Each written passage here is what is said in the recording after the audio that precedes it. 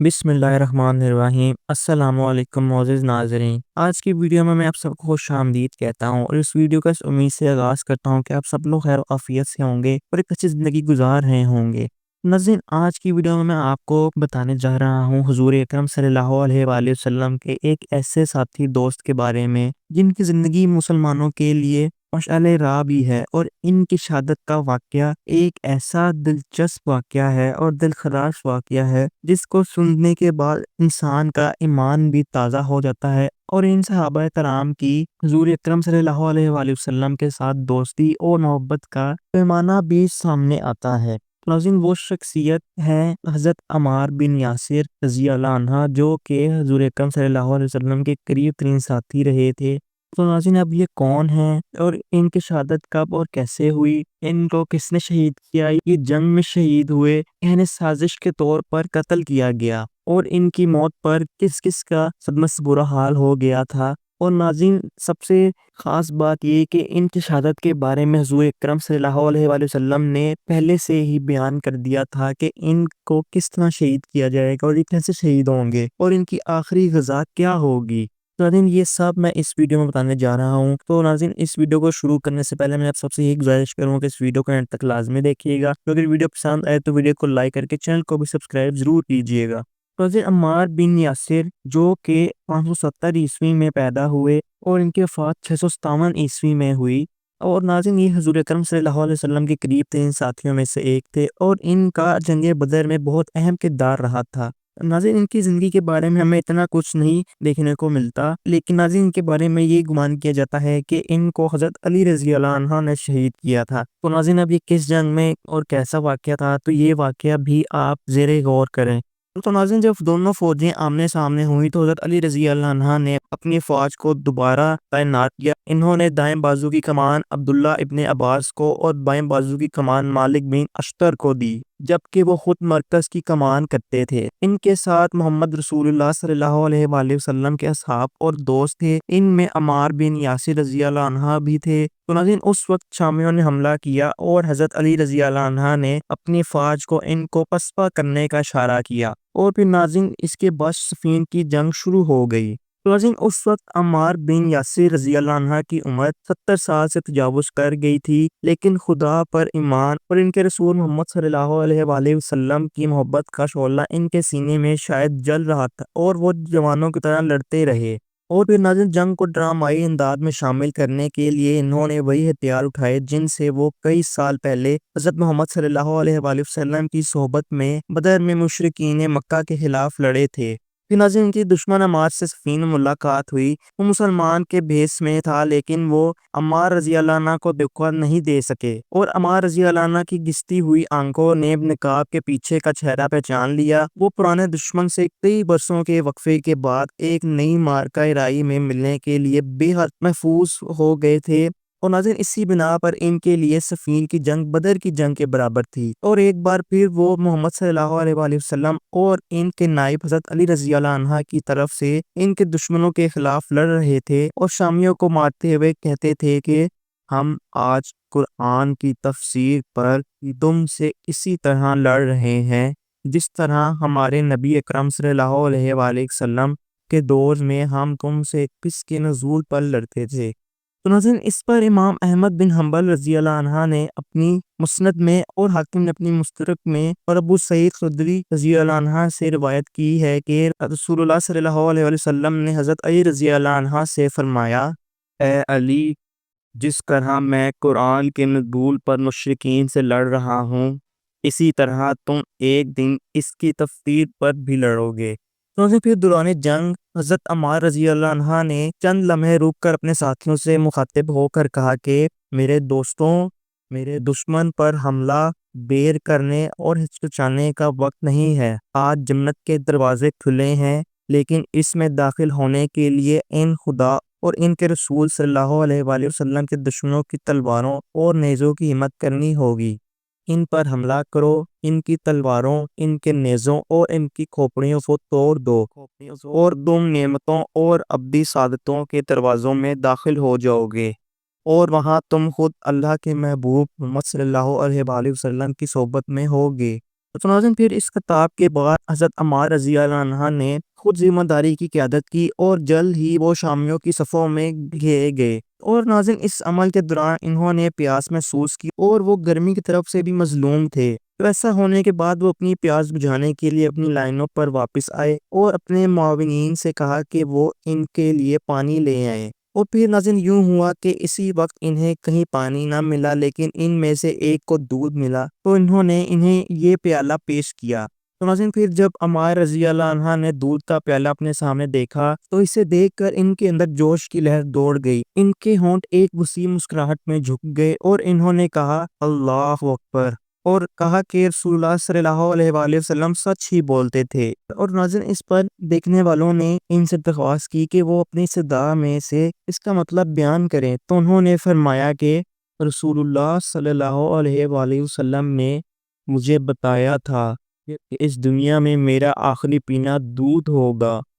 اب میں جانتا ہوں کہ میرا ان سے ملنے کا وقت آ گیا ہے۔ میں اس لمحے کا اتنی دیر سے اتنی بے تابی سے انتظار کر رہا تھا، اور میرا آخر یہاں ہے، اللہ کی شان، اور میرا آخر یہاں ہے۔ پھر ناظرین حضرت عمار بن یاسر رضی اللہ عنہ کو اللہ کی محبت اور ان کے رسول اللہ صلی اللہ علیہ وآلہ وسلم کی محبت سے تبدیل کیا گیا تھا۔ پھر انہوں نے دودھ پیا اور گھوڑے پر سوار ہوئے اور پھر شامیوں کے صفوں میں جا گرے، اور اچانک سے انہوں نے عمرو بن عاص کو ان کے درمیان دیکھا اور کہا لعنت ہو تم پر، اے معاویہ کے بدمعاش، تم نے اپنا ایمان مصر کے بدلے بیچ دیا۔ کیا تم رسول اللہ صلی اللہ علیہ وآلہ وسلم کی اس پیشن گوئی کو بھول گئے ہو جب آپ صلی اللہ علیہ وآلہ وسلم نے فرمایا تھا کہ شریروں کا ایک گروہ مجھے قتل کر دے گا؟ دھیان دیں اور دوبارہ دیکھیں، کیا تم مجھے نہیں پہچانتے؟ میں عمار ہوں، عمار بن یاسر، محمد مصطفیٰ صلی اللہ علیہ وآلہ وسلم کا دوست۔ تو پھر ناظرین چونکہ عمرو بن عاص جانتا تھا کہ اس نے اپنا ایمان بیچ کر مصر کی حکمرانی اپنے قبضے میں کی ہے، تو وہ یہ سب دیکھتا رہا اور وہ خاموش ہو گیا، یہ جانتے ہوئے اس کا منہ کھولنا اپنے جرم کا اعتراف کرنا ہے، اور اس سے کوئی فرق نہیں پڑتا کہ وہ کچھ بھی کہے، وہ صرف اپنے آپ کو چھوڑ دے گا۔ اور پھر ناظرین حضرت عمار رضی اللہ عنہ نے اس زمین پر اپنی آخری سواری کر رہے تھے، اور عنقریب وہ جنت میں داخل ہونے والے تھے، جہاں ان کے دوست اور پیارے محمد صلی اللہ علیہ وآلہ وسلم ان کا انتظار کر رہے تھے، انہیں سلام کرنے کے لیے اور اپنے گنگرالے بالوں اور چمکدار چہرے سے سفین کی دھول جھاڑنے کے لیے، بالکل اسی طرح جیسے کئی سال پہلے انہوں نے ان کے منہ سے جھاڑی تھی، اور مدینہ کی خندق ان کے گنگرالے بالوں اور چمکدار چہرے سے۔ پھر ناظرین حضرت عمار رضی اللہ عنہ دائیں بائیں مارتے ہوئے آگے بڑھے، اور وہ اپنے لیے تمام خطرات سے بالکل غافل تھے۔ ان کا سر اور چہرہ خون اور مٹی میں لتھڑا ہوا تھا کہ وہ پہچانے ہی نہیں جا سکتے تھے، اور اسی لمحے ایک شامی سپاہی نے جان لیوا نشانہ بناتے ہوئے ان پر بچی پھینکی، جس نے ان کے دل کو اپنی لپیٹ میں لے لیا اور وہ بے ہوش ہو گئے، اور گھوڑے سے گرنے کے عمل میں انہوں نے اپنی جان کا بدلہ شہادت کے ولی عہد سے لیا، اور پھر انہوں نے انہیں اپنے سر پر رکھ دیا، اور اس شاندار اور نورانی تاج کو پہن کر عمار بن یاسر رضی اللہ عنہ اپنے دوست اللہ کے پیارے یعنی حضرت محمد صلی اللہ علیہ وآلہ وسلم کی سربراہی مجنت میں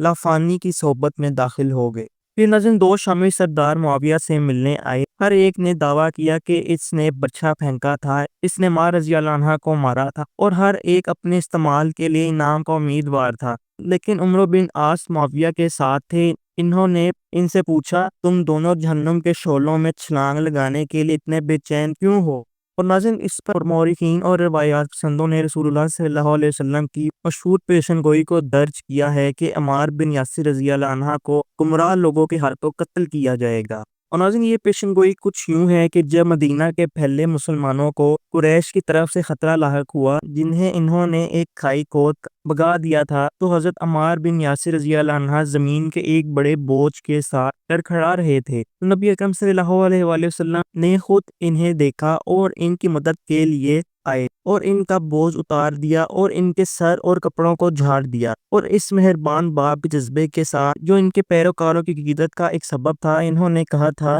بیچارہ عمار، کچھ ظالم لوگ یقیناً آپ کی موت کا سبب بنیں گے۔ تو ناظرین جب حضور اکرم صلی اللہ علیہ وسلم نے یہ کہا تو انہوں نے یہ جملہ ایک پیشن گوئی کے طور پر یاد رکھا، اور جب جنگ صفین کے دوسرے دن حضرت عمار رضی اللہ عنہ حضرت علی رضی اللہ عنہ کے لیے لڑتے ہوئے مارے گئے اور بلند آواز سے پکار رہے تھے کہ اے جنت تو کتنا قریب ہے، رسول اللہ صلی اللہ علیہ وسلم کی یاد میں دونوں فوجوں کی طرف سے یہ تعظیم ایسی تھی کہ عمار رضی اللہ عنہ کی موت نے حضرت علی رضی اللہ عنہ کی فوج میں اتنا ہی جوش پیدا کیا جتنا آپ معاویہ کی فوج میں افسردگی کا باعث بنے۔ اور ناظرین پیشن گوئی کا مفہوم یہ تھا کہ جن لوگوں نے عمار رضی اللہ عنہ کو قتل کیا وہ ایک ناجائز مقصد میں لڑ رہے ہوں گے۔ تو ناظرین حضرت عمار رضی اللہ عنہ کی موت نے دوست اور دشمن دونوں پر گہرا اثر ڈالا اور انہوں نے تاثرات کو جھکاؤ پر مجبور کیا، اور پھر عراقی اب نئے حوصلے کے ساتھ اس یقین کے ساتھ لڑ رہے تھے کہ وہ حق کے لیے لڑ رہے ہیں، اور اس کے ساتھ ہی شامیوں کو شکوک و شبہات کا سامنا کرنا پڑا۔ ان میں سے بہت سے لوگوں نے لڑنا چھوڑ دیا، اور ناظرین حیرت کی بات تو یہ ہے کہ اس میں عمرو بن عاص خود بھی شامل تھا، اور ان کے بیٹے عبداللہ نے ان سے کہا کہ آج ہم نے ایک ایسے شخص کو قتل کر دیا ہے جس کے چہرے سے خود رسول اللہ صلی اللہ علیہ وآلہ وسلم نے مٹی ہٹا دی تھی، اور انہیں بتایا تھا کہ شریروں کا ایک گروہ انہیں مار ڈالے گا۔ تو ناظرین عمرو بن عاص نے معاویہ رضی اللہ عنہ سے پہلے رسول اللہ صلی اللہ علیہ وآلہ وسلم کی روایت نقل کی اور کہا اب ظاہر ہے کہ ہم لوگ ہی گمراہ ہیں، اور ناظرین معاویہ نے یہ سن کر عمرو کو کہا کہ چپ رہو اور دوسروں کو پیغمبر کی روایت نہ سننے دو۔ اور ناظرین معاویہ نے مزید کہا کہ عمار کو دراصل علی نے قتل کیا تھا جو اسے جنگ میں لے کر آیا تھا۔ تو پھر ناظرین ایک صحابی نے جو معاویہ کے وفد میں موجود تھا، اس نے اس قول پر سختی سے تبصرہ کیا کہ اگر علی نے عمار کو اس لیے قتل کیا تھا کہ وہ اسے اپنے ساتھ جنگ میں لے آئے تھے تو بلا شبہ محمد صلی اللہ علیہ وآلہ وسلم نے حضرت حمزہ رضی اللہ عنہ کو اس لیے قتل کیا تھا کہ وہ ان کے پاس تھے، کیونکہ وہ بھی تو انہیں اپنے ساتھ جنگ میں لے کر آئے تھے۔ تو پھر ناظرین جب حضرت علی رضی اللہ عنہ نے سنا کہ عمار رضی اللہ عنہ جنگ میں شہید ہو گئے ہیں تو انہوں نے قرآن مجید کے دوسرے باب کی 156ویں آیت کی تلاوت کی کہ ہم خدا کے لیے ہیں اور اسی کی طرف ہماری واپسی ہے۔ ناظرین چونکہ حضرت عمار رضی اللہ عنہ ایک ضعیف صحابی تھے تو ان کی موت حضرت علی رضی اللہ عنہ کے لیے خوفناک صدمہ تھی۔ وہ آپ کے ان دنوں سے دوست تھے جب عمار رضی اللہ عنہ اور ان کے والدین کو قریش نے اسلام قبول کرنے شدت کا نشانہ بنایا تھا، اور تب حضرت محمد صلی اللہ علیہ وآلہ وسلم جو کہ حضرت عمار کے دوست تھے وہ آپ کو تسلی دیا کرتے تھے، لیکن خود محمد صلی اللہ علیہ وسلم نے طویل عرصے سے ان سے علیحدگی اختیار کر لی تھی، کیونکہ اب عمار رضی اللہ عنہ بھی حضرت علی رضی اللہ عنہ کو چھوڑ کر اس دنیا سے چلے گئے تھے، اور ناظرین حضرت علی رضی اللہ عنہ غم اور تنہائی کے خوفناک احساس سے مغلوب ہو رہے تھے۔ تو پھر ناظرین حضرت علی رضی اللہ عنہ اور ان کے دوستوں نے عمار بن یاسر رضی اللہ عنہ کی نماز جنازہ پڑھی اور پھر انہیں دفن کر دیا۔ اور ناظرین حضرت عمار رضی اللہ عنہ کی موت پر حضرت علی رضی اللہ عنہ کا غم معاویہ کی خوشی سے ملتا ہے، اور مؤخر الذکر اکثر کہتے تھے کہ عمار رضی اللہ عنہ حضرت علی رضی اللہ عنہ کے دو بازوؤں میں سے ایک تھے، اور دوسرے بازو حضرت علی رضی اللہ عنہ کے مالک بن اشتر تھے۔ اور ناظرین معاویہ اس بات پر فخر کرتا تھا کہ میں نے علی کا ایک بازو کاٹ دیا ہے۔ ناظرین امید کرتا ہوں کہ آپ کو اس صحابہ کرام کی زندگی کے بارے میں یہ ویڈیو ضرور پسند آئی ہوگی۔ اگر ویڈیو پسند آئی ہوئی تو میری حوصلہ افزائی بڑھانے کے لیے اس ویڈیو کو لائک کر دیجیے گا، چینل پر نئے ہیں تو چینل کو سبسکرائب کر کے بیل آئیکن کے بٹن کو ضرور پریس کریے گا تاکہ ہر نئے آنے والی ویڈیو کا نوٹیفیکیشن آپ تک پہنچ سکے، اور کمنٹ سیکشن میں بھی اپنی رائے کا اظہار ضرور دیا کریں کہ آپ کو ہماری ویڈیوز کیسی لگتی ہیں، تو آپ آنے والے دنوں پر کن کن موضوعات پر ویڈیوز دیکھنا چاہتے ہیں، وہ دینی ہو، تاریخی ہو یا دنیاوی۔ ناظرین پھر ملیں کسی اگلی تاریخی، تحقیقی اور معلوماتی ویڈیو کے ساتھ، تب تک کے لیے مجھے دیجیے اجازت، دعاؤں میں مجھے یاد رکھیے گا۔ اللہ حافظ۔